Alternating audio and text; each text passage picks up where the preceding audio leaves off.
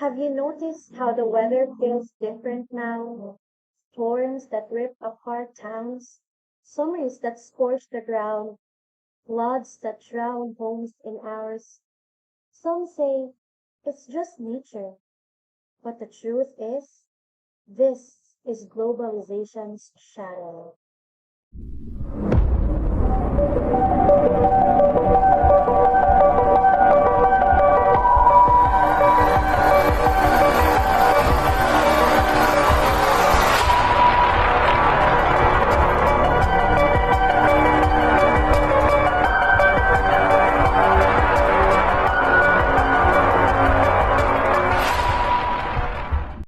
We live in a world where the actions of a few powerful nations decide the fate of millions. The global north burns coal, but the global south countries, like the Philippines, pays the price. We contribute less than 1% of greenhouse gases, yet every year we bury loved ones, rebuild broken homes, and pray the next storm won't be the last. This is globalization, a world bound together by trade, by ambition, by technology, but also bound together by consequences. Consequences that strike hardest where resources are weakest. Globalization gave us speed, faster trade, more goods, expanding industries, but this speed came at a price. Carbon emissions. The Global Carbon Project reports that just 10 countries are responsible for almost 70% of emissions. Yet, the smoke of their factories travels further than their borders. It poisons our air, it warms our oceans, it reshapes our storms. And here's the injustice. The global north pollutes, but the global south suffers.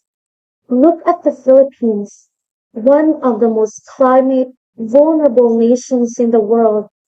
Every year, typhoons grow stronger, crops fail under drought, families lose everything to floods. Climate change is not some distant danger. It is our present reality. When Typhoon Yolanda struck in 2013, over 6,000 lives were lost, homes were flattened, communities erased, and still, the Philippines accounts for less than 1% of global carbon emissions. This is not just a natural disaster. This is global inequality made visible. The world tried to respond. The Paris Agreement of 2015 was hailed as a milestone. Nations pledged to keep warming under 1.5 degrees Celsius, but promises are easier than action. Wealthy nations still miss their targets. Climate finance meant to help vulnerable countries often arrives too late, or not at all. And so the gap widens. Those who did least to cause the crisis pay the most to survive it. As a Filipino, I don't just read about climate change. I live with its consequences. I've seen flooded streets, crops lost to storms, families forced to start over again and again. But I've also seen resilience, communities planting mangroves to fight rising seas, students marching for climate justice, families turning to renewable energy in small but powerful ways.